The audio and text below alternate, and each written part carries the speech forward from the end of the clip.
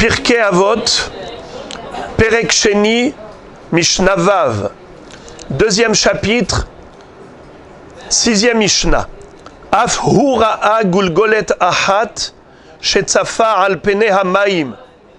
Amarla, al de ateft atfur, vesof metefair yetufun. C'est-à-dire, on va lire la traduction, ne soyez pas choqués, on va expliquer. C'est lui aussi qui déclara à un crâne qu'il avait vu flotter à la surface de l'eau. Parce que tu as été noyé, et ceux qui t'ont noyé finiront noyés. De quoi parle-t-on? Il s'agit ici de la notion de mesure pour mesure. Vous savez que Akadosh Baruch Hu gère les créatures dans un système qui est Mida Keneged Mida, mesure pour mesure. Lorsque la personne agit de manière positive ou négative, alors Akadosh Baruch Hu va récompenser à la hauteur de ce que cette personne mérite. Ou Chas v'Shalom, quelqu'un qui a fait du mal, Akadosh Baruch Hu va sanctionner mesure pour mesure. Et pourquoi est-ce que c'est comme ça? C'est parce que Akadosh Baruch Hu communique avec nous. Il nous envoie des messages. Lorsqu'une personne doit savoir qu'est-ce qu'elle doit corriger, il faut qu'elle ait une référence. Donc généralement, lorsqu'il y a une souffrance dans un domaine, ça fait réfléchir au pourquoi Akadosh Baruch Hu m'a envoyé ceci ou cela. Et c'est comme ça que la personne se remet en cause, en question, et elle fait teshuva. Je vais, pour vous donner un exemple qui sera cité plus tard, mais on va commencer par cela. Shimshon, Samson, lui a jugé le peuple juif, c'est-à-dire qu'il a guidé Israël pendant des années. Il était le shofet, le juge. Mais pas seulement sur le plan des litiges, des conflits comme un magistrat, mais également sur le plan de la défense. Il a pris la défense d'Israël. Akadosh Baruch Hu l'a doté d'une force surhumaine. Il était capable d'aller tout seul pour combattre les Philistins et il remportait des victoires écrasantes. Le secret de sa force, c'était sa chevelure. Akadosh Baruch Hu avait déjà dit à sa mère, par le biais du malach, de ne pas lui couper les cheveux. Il sera nazir toute sa vie. Et de ce fait, quand Dalila a compris le secret de sa force, à un moment donné, elle lui a coupé les cheveux, elle lui a rasé la tête, et c'est comme ça qu'il est redevenu ordinaire, normal, et on l'a maîtrisé immédiatement. Il est tombé entre les mains des Philistins.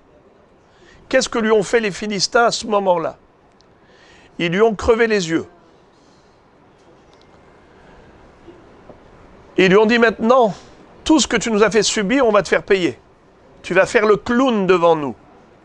Ils se sont réunis à 3000 personnes dans un bâtiment, un amphithéâtre, et ils ont demandé à Shimshon de faire le rigolo, de faire le comique, faire une comédie.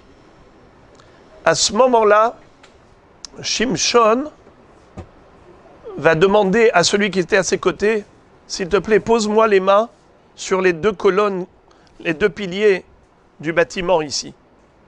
Et là, il va adresser à Kadosh Baruch Hu une prière, il va lui dire Zochrenina vehazkenina, achapa amazot, veinakma, nakamahat mishte enai mipelishtim. À Kadosh Baruch Hu, s'il te plaît, souviens-toi de moi.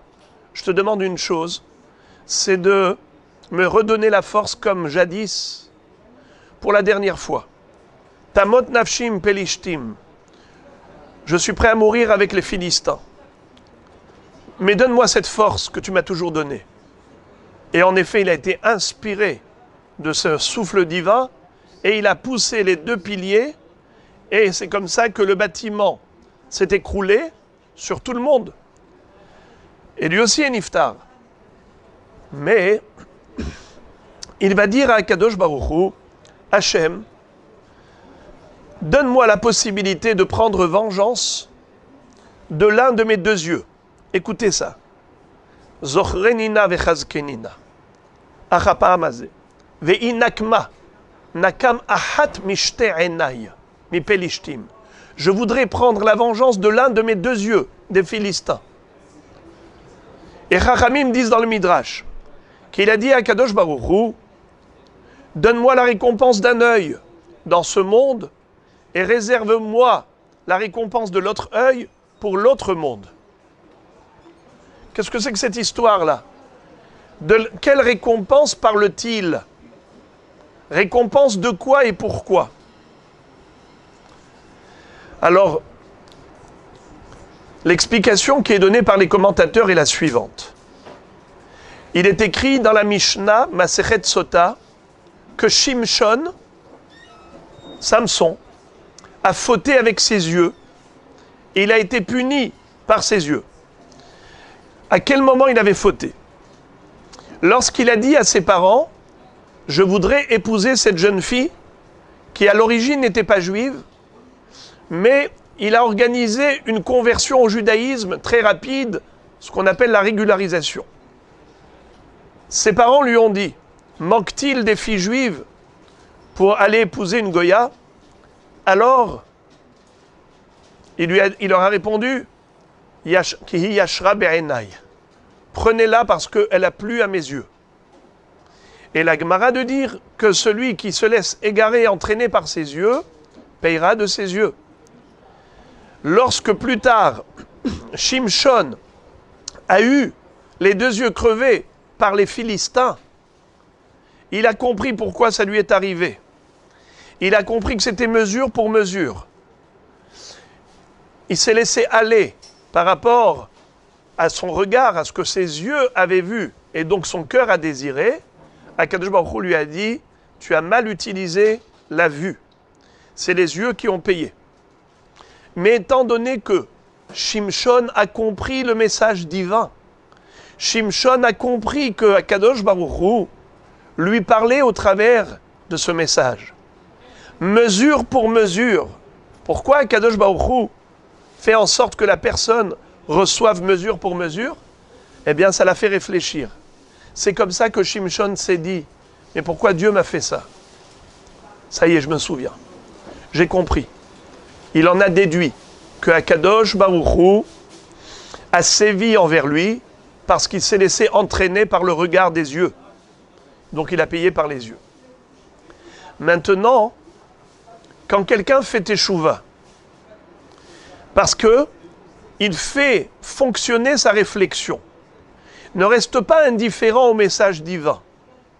Il y a ceux qui jouent à l'autruche, font abstraction de tout.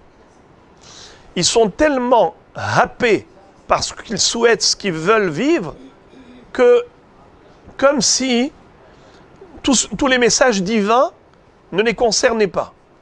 Comment on dit en français?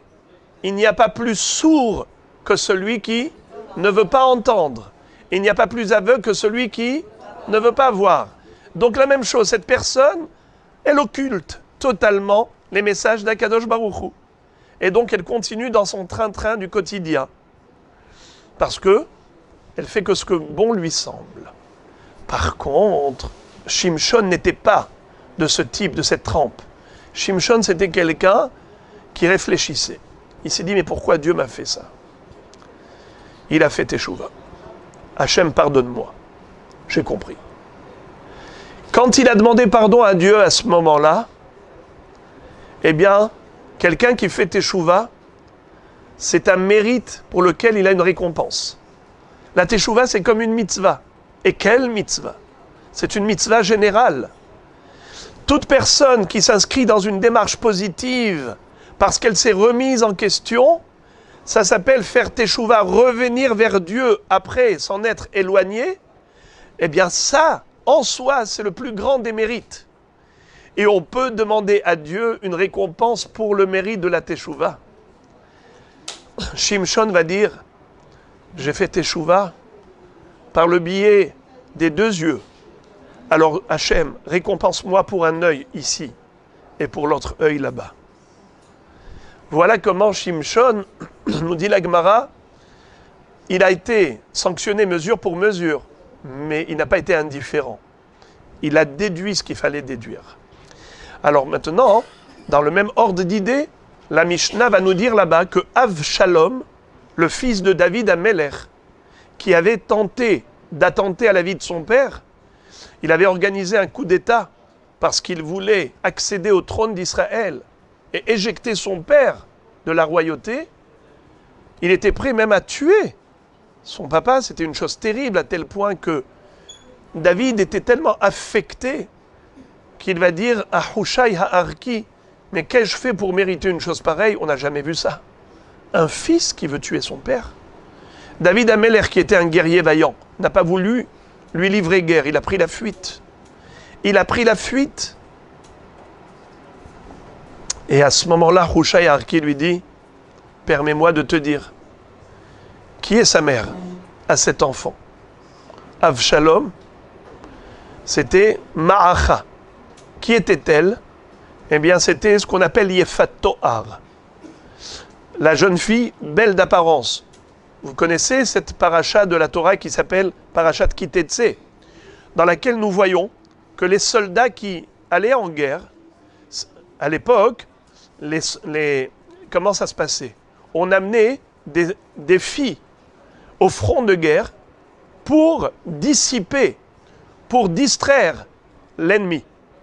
Ces jeunes filles qui venaient pour être attrayantes, elles allaient à ce moment-là aller vers l'ennemi, et l'ennemi, au lieu de se focaliser sur son adversaire, il se focalise sur les jeunes filles, et c'est comme ça que, dans cet état de distraction, le soldat arrivait et il donnait son coup de massue. Eh bien, il est écrit dans la Torah que si jamais, dans l'armée juive, on a des jeunes gens qui se sont laissés entraîner par la beauté de ces jeunes filles, eh bien, ils ont le droit de se marier avec elles, de faire toute la procédure, de pendant 1 mois, il amènera à la maison, elle n'aura pas le droit de se couper les ongles, de se changer les vêtements, et ainsi de suite, vraiment jusqu'à le dégoûter. Et si malgré tout il n'est pas dégoûté et qu'il veut absolument, alors il aura le droit de la convertir, de se marier avec elle, et ainsi de suite.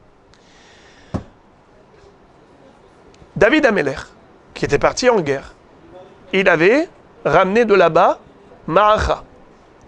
Et il a épousé dans le cadre de Eshet Yefat Tohar. Qui va naître de cette union? Avshalom. Avshalom qui va vouloir tuer son père. Alors, David Amelech va dire à Hushai Ha'arki, mais en quoi suis-je coupable? La Torah l'a permis. Il lui a dit, c'est vrai que la Torah l'a permis, mais la Torah ne l'a pas autorisé de manière ouverte et simple. Tu vois bien que juste après, il est raconté dans la Torah l'histoire des 2 femmes dont l'une est aimée et l'autre est haïe. C'est pour dire, au début, tu t'es laissé attirer par le désir, mais après ça, arrive, comment ils disent, la beauté ne se mange pas en salade. Ça veut dire que, en effet, il y a le train-train du quotidien et là, arrivent les conflits. Donc on arrive jusqu'à même haïr, alors qu'au début, il y avait de l'amour. Comme on dit, au début, c'est le coup de foudre, après, il ne reste plus que des coups et de la foudre. Maintenant, ce n'est pas terminé. Après ça, on a le Ben Sorer ou Moré. La Torah, elle te parle de l'enfant délinquant. L'enfant qui désobéit ses parents, qui vole l'argent de son père, et jusqu'à ce qu'on arrive à carrément un assassin, un brigand, un pirate qui se tient dans les carrefours et qui se met à piller les gens. Pourquoi la Torah nous parle de ces sujets qui n'ont rien à voir l'un avec l'autre? C'est pour nous dire qu'il y a un fil conducteur. Il y a un rapport de cause à effet entre les sujets. Et en effet, si au départ, la personne a été happée juste par le désir physique, eh bien, puisqu'elle n'a pas pris en considération les vraies valeurs, eh bien, finira par payer le prix. Alors là, en effet, David Amelech avait découvert le problème de Avshalom. Mais Avshalom, il est dit de lui, pourquoi est-ce qu'il a voulu prendre la place de son père sur le trône d'Israël? Parce qu'il était beau, particulièrement beau, donc il se sentait supérieur aux autres. L'orgueil qu'il a obtenu par le biais de sa beauté physique a fait que, quelque part, il s'est laissé aller dans des idées aussi extravagantes de devenir le roi d'Israël au détriment de son père, du vivant de son père. A carrément de le tuer. Eh bien, qu'est-ce qui s'est passé à la fin? Dans cette guerre avec Yoav ben Tserouya, Avshalom, à un moment donné, il s'est retrouvé dans un état délicat, il a pris la fuite. Il était à cheval, et sa très belle chevelure, qui était longue, s'est entremêlée dans les branches de l'arbre. Le cheval a avancé, et Avshalom reste suspendu en l'air. C'est là qu'il a été criblé de flèches par les adversaires. Quand il est mort, on a annoncé à David Amelech, loin de s'en réjouir, il a fait une oraison funèbre au travers de laquelle il a exprimé tout son chagrin. Et il a appelé Avshalom béni, Avshalom mon fils, 8 fois. Chachamim disent que béni, béni, béni, mon fils, mon fils, mon fils, il a fait monter des 7 niveaux de l'enfer, du Gehinam, jusqu'à le faire entrer dans le Gan Eden. Ça veut dire que l'amour d'un père pour son fils est beaucoup plus fort que l'amour de l'enfant pour les parents. Comme on dit, un parent peut supporter 10 enfants, mais 10 enfants ont du mal à supporter un parent. Mais finalement, qu'est-ce que la Mishnah en déduit? Elle dit, quelle était l'origine de cet orgueil? La chevelure, la beauté. Et finalement, comment est-ce qu'il a payé Avshalom? Avec ses cheveux. Mesure pour mesure. Pour dire que Akadosh Baruch Hu, quand il envoie une sanction à une personne, pourquoi il envoie mesure pour mesure? C'est pour que la personne réalise le mal qu'elle a commis et qu'elle fasse teshuva par rapport à cela. Ce n'est pas pour rien. Et également, dans le sens positif, cette même Mishnah nous dit, Myriam a été récompensée à la hauteur de ses actes. Elle, Myriam, elle a été attendue par tout Israël alors qu'elle était lépreuse. Vous vous souvenez ce qu'on a lu avant-hier dans la paracha, à la fin de Béalotra? Myriam avait fait du Lachon Hara de Moshe Rabbeinu. Elle a critiqué. Elle est devenue lépreuse. On y reviendra, on avait expliqué ça pendant Shabbat. Mais d'abord, quelle a été la sanction? Tsaraat, la lèpre, pour celui qui fait du Lachon Hara d'Amédisance. Cette personne, elle est extradée du camp. Elle n'a pas le droit de rester avec sa famille, ainsi de suite, pendant toute cette période de Tsaraat. Moshe Rabbeinu a prié pour elle, qu'elle guérisse. Mais tout Israël a attendu pendant 7 jours, jusqu'à ce qu'elle puisse guérir et réintégrer le camp d'Israël, pour poursuivre le voyage et les périples dans le désert. Toutes ces pérégrinations, c'était fait avec Myriam. Et Chachamim disent, pourquoi Myriam a mérité que tout Israël l'attende? C'est parce qu'elle également, elle a attendu. Elle est restée derrière les joncs, les roseaux, jusqu'à ce que quelqu'un vienne délivrer son frère Moshe. Lorsque sa mère l'avait mis dans un berceau en osier, qu'elle a placé au bord du Nil, elle, Myriam, se cache derrière les joncs. Pourquoi elle? Parce que c'était elle qui avait conseillé à son père de se remarier avec sa mère. Il n'était que 2 frères dans cette fratrie, Aaron et Myriam. Moshe n'était pas encore né. Mais Amram, pourquoi avait-il répudié Yocheved? Parce qu'il s'était dit, la Shavanu Amelim, on travaille pour rien. On a des enfants qui se font jeter dans le Nil. À quoi bon les amener au monde? Quel fut l'argument de Myriam? Elle va dire, papa, tu es pire que Paro. Car le pharaon, lui, n'a décrété que contre et à l'encontre des garçons. Mais toi, tu empêches l'arrivée au monde même des filles, puisqu'il n'y a plus de vie maritale, tout le monde a divorcé comme toi. Et Amram était le modèle, c'était le grand de la génération. Paro, lui, il n'atteint que le physique, tandis que toi, tu empêches la Neshama d'arriver au monde. Comment tu veux que cette Neshama puisse accéder au Olam Haba? Alors Amram, au lieu de dire sa petite fille de 6 ans, mêle-toi de ce qui te regarde. Et il dit, ma fille, ce que tu as dit, c'est juste. Je l'admets, je l'accepte. Il s'est remarié avec Yocheved. Et ils ont eu un fils, Moshe, qui était en danger comme tous les enfants d'Israël. À ce moment-là, Amram dit à sa fille, tu as vu, à cause de toi, ce qu'il y a maintenant, ce pauvre bébé qui va disparaître. Après 3 mois où elle a pu, la maman, l'entretenir encore, elle a dû le mettre au bord du Nil, dans ce berceau. Et qui vient à son secours en réalité, c'est la princesse qui est allée se baigner, Bethia Bat Paro, et qui a eu pitié de ce bébé qui pleurait, et elle va le récupérer. Moshe Rabbeinu, quand elle le transmet à des nourrices et qu'il refuse de boire le lait d'une nourrice égyptienne, eh bien, Myriam vient chez Bithia et lui propose une nourrice juive. C'est qui? Sa propre mère. Elle lui dit, sans le savoir que c'était sa mère, vas-y, nourris-le et je te payerai un salaire. Ça s'appelle des allocations familiales. Eh bien, à ce moment-là, elle la nourrit. Et c'est comme ça que Moshe Rabbeinu a été sauvé. Myriam, c'est elle qui a guetté pour veiller sur son frère. Elle a attendu. Tout Israël a attendu. Rabotai, vous savez que nous avons une règle. Midat tova meruba mimidat puranut hamesh meot peramim. La dimension du positif est 500 fois plus grande que la dimension du négatif. La récompense, elle va jusqu'à 2000 générations, alors que la sanction ne poursuit que 4 générations. Où est-ce que nous retrouvons cette relativité entre la récompense et la sanction? Il y a un passou qui dit, pour la sanction, Poked avon avot, al banim, al shilleshim, ve al ribberim.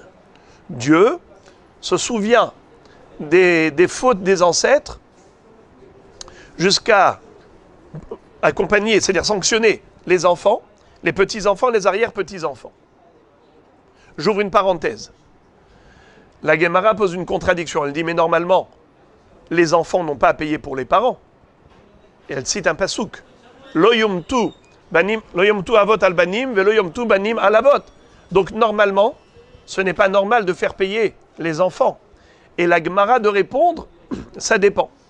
Si les enfants se sont déconnectés des parents, c'est-à-dire qu'ils ne poursuivent pas le mauvais comportement de leurs ancêtres, alors ils ne payeront pas pour les parents.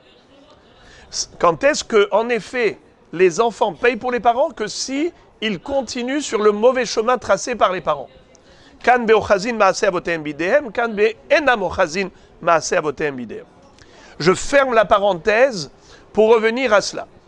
La sanction, elle va jusqu'à 4 générations. Alors que pour la récompense, il est dit Notser Chesed la alafim. Notser Chesed la alafim.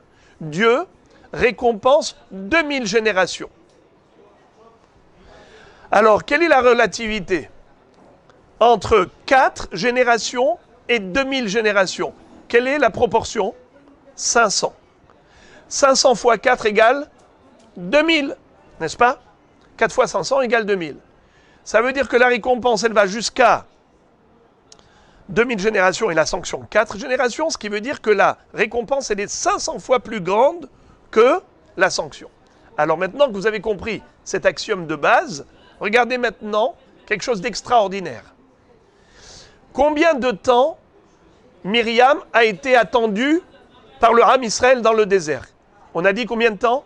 1 semaine. Très bien. En récompense de quoi? En récompense de quoi? De ce qu'elle a attendu, elle, derrière les roseaux. Elle a veillé sur son frère, elle a attendu pendant combien de temps? On ne sait pas. Écoutez quelque chose de très très fort. Concentrez-vous 45 secondes. Il y a combien? Le Tosfot explique comme ça. Tosfot c'est un commentateur de la Gemara.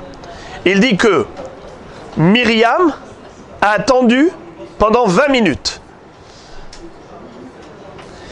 Elle est restée en train d'attendre et surveiller Moshe, son petit frère, pendant 20 minutes. D'accord? Ce qu'on appelle en hébreu shlish shah. 1 heure, c'est combien de minutes? 60. Shlish, un tiers, c'est 20 minutes. Combien de fois 20 minutes il y a dans une journée? Bravo! Voilà. 3 multiplié par 24, ça fait combien? 72. Très bien. Donc, dans 24 heures, on a 72 fois 20 minutes. Maintenant, dans une semaine, il y a combien de fois 20 minutes?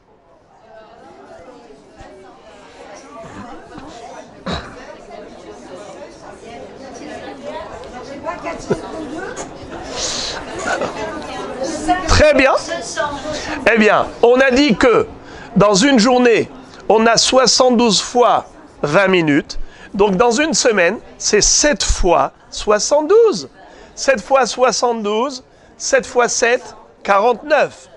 Donc, 7 fois 70, 490. 7 fois 2, 14. 490 et 14, 504. Très bien. 504. Ça vous rappelle quoi, 500?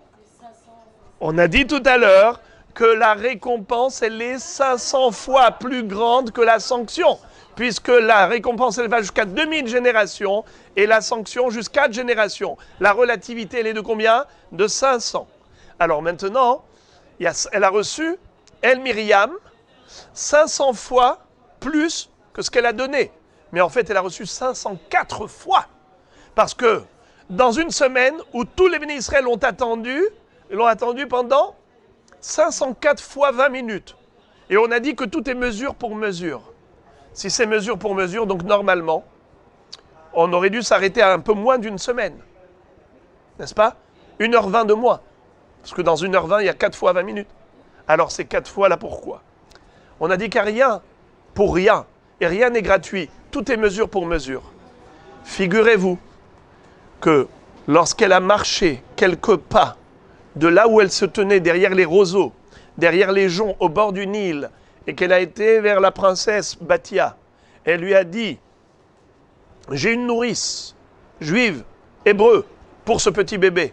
Est-ce que tu veux que je l'appelle? Il a dit oui. Eh bien, ces quelques pas, ça a mis quelques minutes. 500 fois ce temps, c'est 1h20. C'est comme ça qu'on a, dans une semaine, Am Israël l'ont attendu pendant une semaine. Et c'est pas pour rien, nous dit la Mishnah.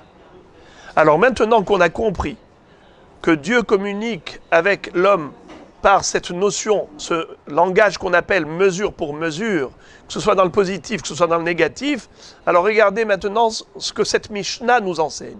C'est exactement cela. Hillel avait vu une fois une chose horrible. Il a vu au bord du fleuve un crâne flotter. Il a dit à ce crâne, tu t'es noyé. Qui t'a noyé? Des assassins criminels.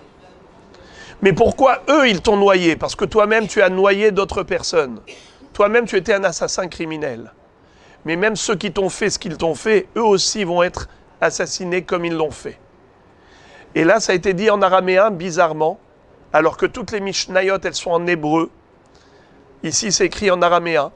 Il semblerait parce que Hillel, Azaken, était d'origine babylonienne. Il était venu de Babylonie en Eretz Israël. Et après, il est devenu Nassi.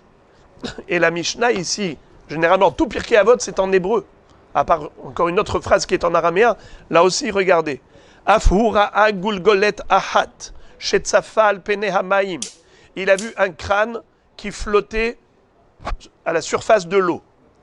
Il lui a dit à ce crâne, Alde ateft atfur vesof metefair yetufun. En araméen, ça veut dire, puisque tu as noyé les autres, on t'a noyé. Et ceux qui t'ont noyé seront noyés à leur tour. Donc c'est cette notion de mesure pour mesure. Lisez s'il vous plaît l'explication de la Mishnah. C'est aussi lui, Hillel, qui déclara à un crâne qu'il avait vu flotter à la surface de l'eau. Voleur de grands chemins, brigand, tu détroussais, tuais les voyageurs, puis tu les noyais dans un fleuve pour effacer les traces de ton crime. Mais parce que tu as noyé, tu as été noyé. et ceux qui t'ont noyé finiront noyés, car ils méritent la mort pour t'avoir tué de leurs propres mains, au lieu d'obtenir ta condamnation par un tribunal. Akadosh Baruch Hu t'a livré aux mains de ces criminels pour faire retomber sur eux la responsabilité de ta mort. C'est-à-dire que, en effet, Dieu fait faire les bonnes choses par les gens bien et les mauvaises par des gens négatifs. Et par la suite, on va lire tout ce que je vous ai dit, on va lire en bas. Les actions des pères. Hillel enseigne que la sanction est à la mesure de la faute commise. Conformément à la règle énoncée dans une autre Mishnah, une mesure de rétorsion est appliquée pour chaque acte coupable. Shimshon a suivi ses yeux en s'unissant à une Philistine. C'est pourquoi les Philistins lui crevèrent les yeux. Avshalom s'est enorgueilli de sa chevelure. C'est pourquoi il est resté suspendu en l'air par ses cheveux. De même pour le bien, Myriam est restée en attente pour Moshe comme il est dit. Sa sœur se tint à distance, c'est pourquoi les Hébreux s'attardèrent 7 jours pour elle dans le désert. Comme il est dit, le peuple n'est pas parti avant que Myriam ait été réintégrée. Yosef eut le mérite d'enterrer son père. Il n'y avait pas plus important que lui parmi ses frères, puisqu'il était vice-roi. Qui est plus important pour nous que Yosef, dont les ossements ont été emportés par Moshe? Qui est plus important pour nous que Moshe, qui a été enterré par Akadosh Baruch Hu? Comme il est dit, il enterra dans la vallée. Et là, on va expliquer et développer. Vous le savez que Yaakov Avinu a dit à son fils Yosef, « Je ne souhaite pas être enterré en Égypte. » Ce pour 3 raisons. Premièrement, parce qu'il ne voulait pas qu'on fasse de lui une idole, car à son arrivée en Égypte, la famine s'est estompée pendant les 7 années de famine, le Nil se met à monter et à irriguer tous les champs, alors ils ont cru que Yaakov était d'essence divine. Ils auraient pu l'idolâtrer. Ils ne souhaitaient pas une chose pareille. Deuxième raison, c'est un jour, la terre d'Égypte sera transformée en poux, dans la Makat Kinim. Il a dit, j'ai pas envie d'avoir des poux qui pullulent sous mon corps. Troisième raison, c'est que à la résurrection des morts, la résurrection, la Triat Ametim aura lieu qu'en Eretz Israël. Et les morts qui ont été enterrés en Chutz La'aretz vont devoir passer par des souterrains pour arriver en Israël. C'est le métro de Gaza. C'est-à-dire que Yaakov Avinu va dire, je ne veux pas ce Gilgoulé Mechilot. Je ne veux pas me retrouver dans ces cabrioles-là en train d'arriver ici en Eretz Israël. Je veux directement être inhumé dans le caveau des patriarches à Merat HaMarpela à Hebron. Ça, c'est la raison pour laquelle il a demandé à Yosef. Et il a fait jurer. Parce qu'il lui a dit, toi, tu as le pouvoir. Tu es le vice-roi. C'est la raison pour laquelle c'est à toi que je te demande. Et c'est ce qui s'est passé. Yosef a assumé son engagement envers son père. Yosef lui-même, avant de quitter ce monde, il a dit à ses frères, à sa famille, je vous fais jurer, je vous fais prêter serment, que vous n'allez pas me laisser ici. Et en effet, quand le moment est arrivé pour la sortie d'Égypte, Moshe Rabbeinu cherche inlassablement le cercueil de Yosef qui était introuvable. Pourquoi? Les Égyptiens savaient que sans lui, les Juifs ne pouvaient pas être délivrés, être libérés. Ils étaient condamnés à rester ici, puisqu'ils s'étaient engagés à ne sortir qu'avec Yosef. Qu'est-ce qu'ils ont fait? Ils ont pris un coffret en métal, ils y ont mis dedans le cercueil de Yosef, et ils l'ont plongé dans le Nil. Va maintenant trouver Yosef. Introuvable. Moshe Rabbeinu a passé 3 jours et 3 nuits dans cette recherche, jusqu'au jour où il rencontre une survivante de cette époque. C'était Serach Batacher, qui lui dit « Ça ne sert à rien, tu ne trouveras pas. » Ils l'ont plongé dans le Nil. Moshe Rabbeinu va inscrire le nom d'Hachem sur une plaque, et de l'autre côté, il va écrire « Allez Shor », monte le bœuf. À qui faisait allusion? Qui a été comparé à un taureau? Yosef. Dans la paracha de Vezot Abracha, Bechor, Shoro, Hadarlo, fort comme un bœuf, majestueux comme un taureau. C'est comme ça que Yosef a été comparé à un shor. Il a dit, allez shor. Et Moshe Rabbeinu s'adresse à Yosef en disant, Si tu te dévoiles et que ton cercueil monte à la surface, on te prend avec nous. Si tu restes caché, enseveli dans l'eau, on n'y peut rien. On est quitte de ce serment. Et c'est là que miraculeusement, le cercueil de Yosef va flotter. Moshe Rabbeinu va le prendre avec lui. Il va porter ses ossements. Vaikach Moshe et atzmot Yosef immo, ki hashbeya ishbiya et bnei Israël les morts, pakod ifkod elokim etrem, ve'alitem et atzmotai mizeitechem. Le jour viendra, vous serez sauvés, délivrés, libérés de l'esclavage égyptien. Prenez-moi avec vous. Qui s'en occupe? Moshe Rabbeinu personnellement. À quel moment? Lorsque tout Israël était en train d'amasser du butin.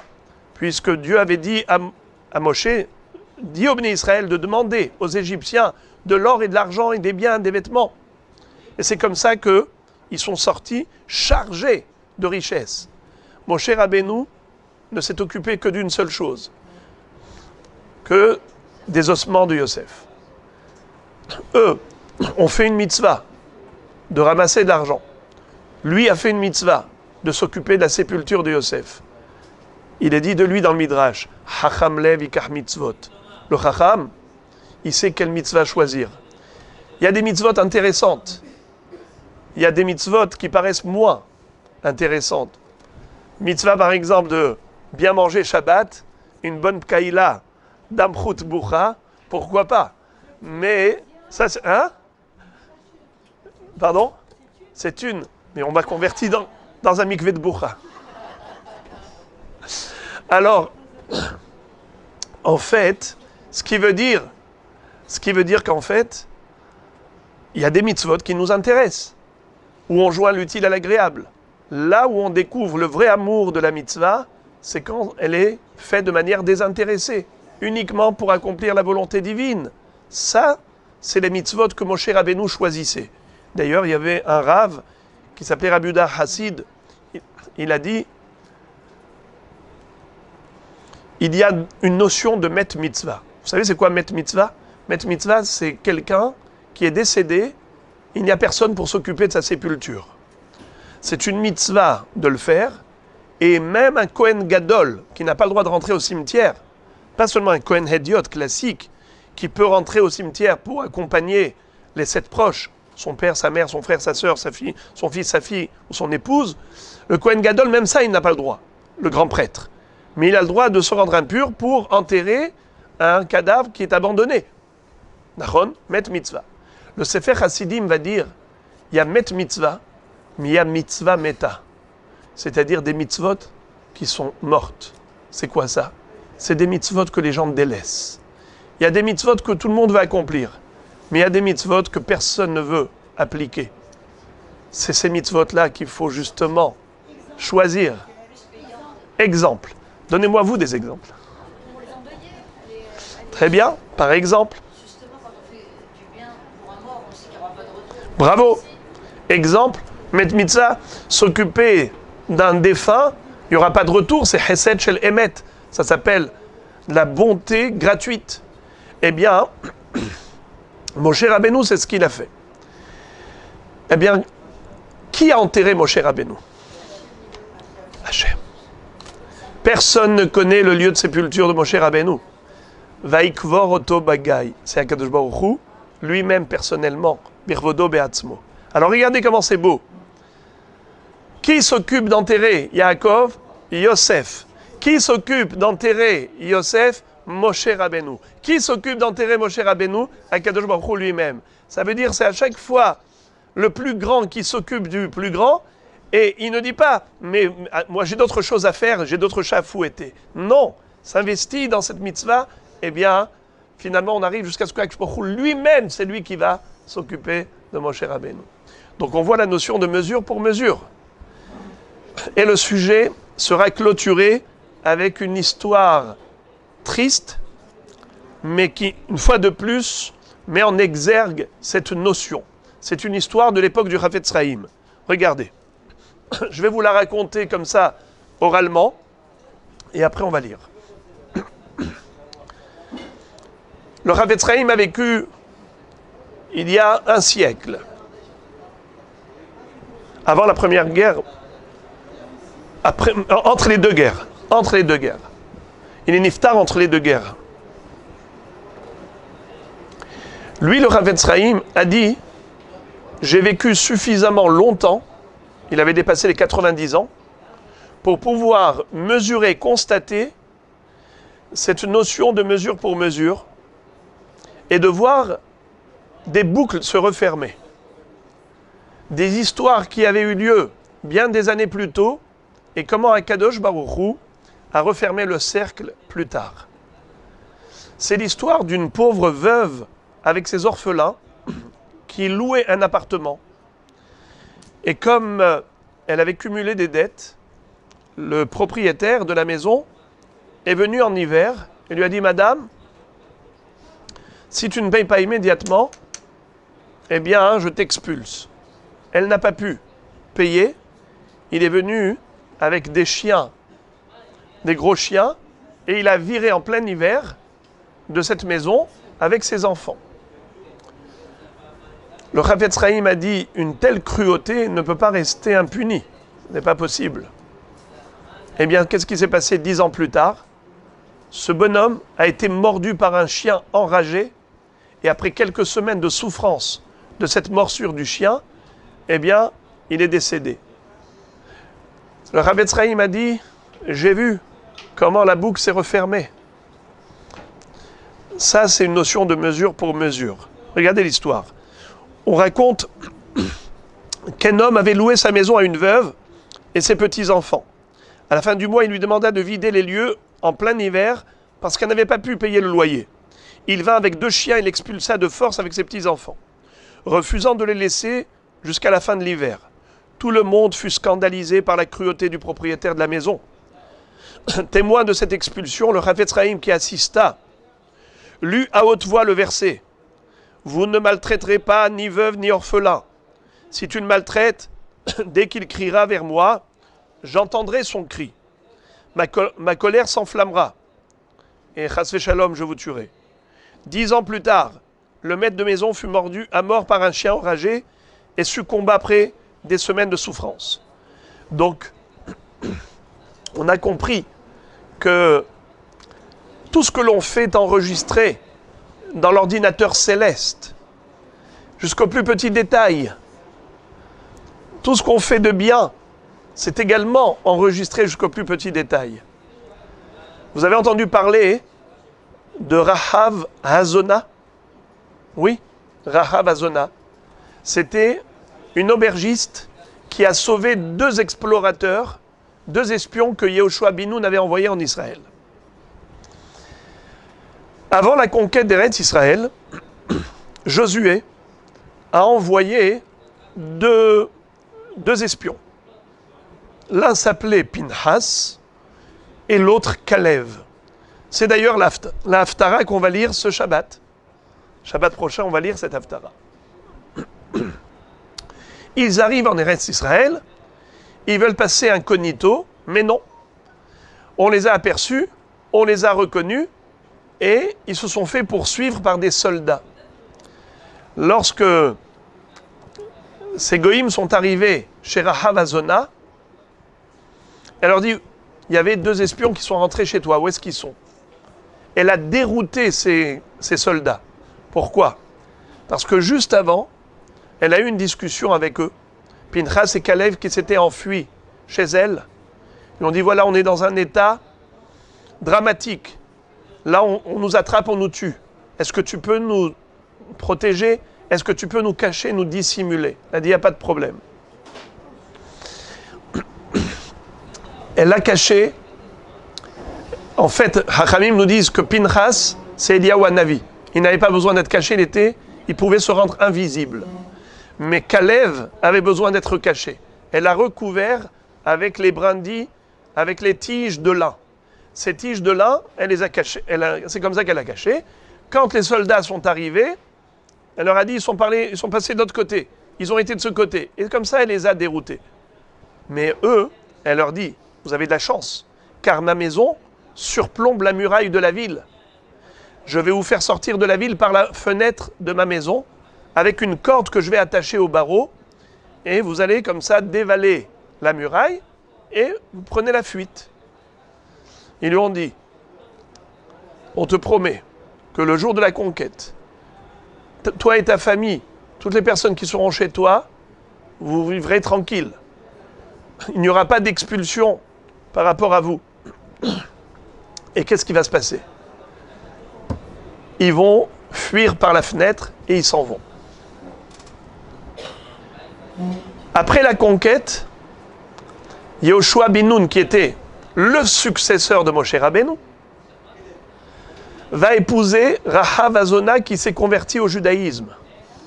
Elle leur a dit, au moment de la noyade des Égyptiens, on a tous frissonné, on était saisis de frissons quand on a entendu la force d'Akadosh Baruch Hu, comment il a frappé par 10 plaies les Mitzrayim et il vous a fait sortir haut la main et qui vous a envoyé la manne céleste, les nuées de gloire, le ber Myriam.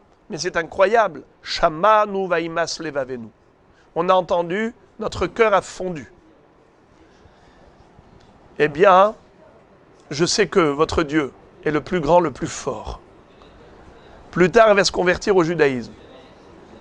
Et qui va l'épouser? Yehoshua ben Nun, le grand maître d'Israël. Et à ce moment-là, elle va donner naissance à une descendance, nous dit la Gemara, dans laquelle on retrouve 8 prophètes. C'est incroyable. Des Kohanim et des prophètes, dont le prophète Jérémie. Irmia, le prophète, à un moment donné, va se faire jeter par ses ennemis dans un puits de sable mouvant. Parce qu'il avait toujours des discours, entre guillemets, de mauvais augure. Ça veut dire qu'il faisait des reproches qui devenaient insupportables. Eh bien, ils l'ont jeté dans ce puits, et son élève s'appelait Baruch ben Neria. Il vient voir le roi, lui dit, « Sa Majesté, mon maître a été jeté dans le puits, est-ce que je peux le sauver ?» Il lui a dit, « Oui. » Comment il va le sauver? Il va prendre une corde, il va lui envoyer la corde, il va lui dire, « Accroche-toi à cette corde et je vais te tirer du puits. » Il a pris de là-bas des vêtements usés, il lui a dit, « Mets-les sous tes aisselles, comme ça, quand on va mettre la corde et je vais tirer, tu n'auras pas trop mal. » En effet, ça servait d'amortisseur. Et Baruch ben Neria, il tire. Et le prophète Jérémie, qui était âgé, dit, « Aïe, j'aurais tant voulu une échelle, ce serait tellement plus confortable. » Akadosh Baruch Hu va dire à Irmia, « Cher prophète Jérémie, ton aïeul, il y a 800 ans, Rahav Azona a sauvé la vie des 2 explorateurs, mais avec quoi? Une corde qu'elle a attachée au barreau de sa fenêtre. Elle n'aura pas offert une échelle. Tu ne peux pas prétendre à mieux qu'une corde. »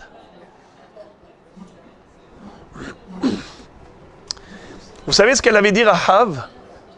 Rahav avait dit, « Dieu, pardonne-moi, quand j'étais Goya, je n'ai pas fait ces 3 mitzvot. Hala, Nida, de la Kataner, n'est-ce pas? Moi maintenant, qu'est-ce que j'ai fait? Je leur ai donné la corde. Comment on dit une corde en hébreu? Hevel. Comment on dit une fenêtre? Halon. Comment on dit une muraille? Homa. Ces 3 mots, ça commence avec quelle lettre? Het. Het. Hevel, Halon, Homa. 3 fois het. C'est quoi un het? Une faute. Pardonne-moi les 3 het, les 3 fautes, par ces 3 éléments. J'ai sauvé la vie de tes enfants par ces 3 éléments. La corde, la fenêtre, la muraille. Écoutez ça. Akadosh Baruch Hu va dire à Rahav, tu as un mérite inouï. C'est par ce mérite-là que tu vas épouser Yehoshua, c'est par ce mérite que tu vas avoir une descendance de prophètes, de Kohanim. Mais on a noté aussi que ce que tu as utilisé comme moyen de sauvetage, c'est une corde, pas une échelle. Alors Irmia, toi maintenant tu veux, par le mérite de ton aïeul, être sauvé comme elle a sauvé des vies, toi aussi tu auras la vie sauve, mais de la même manière. Elle a sauvé avec une corde, toi aussi c'est avec une corde. Mesure pour mesure, Bediuk, mida keneged mida. Voilà ce qu'on a appris aujourd'hui au travers de la Mishnah de Hillel Azaken qui nous a enseigné que c'est le moyen de communication entre Hachem et l'homme, entre nous et Akadosh Baruch Hu. Quand on voit qu'il nous arrive des choses, on doit se poser des questions, essayer de réfléchir, quel est le rapport avec ma situation et où est-ce que je pourrais me corriger, dans quel domaine je pourrais m'améliorer. Et c'est de cette manière que, Be'ezrat Hashem, on peut espérer l'amélioration de toutes les situations.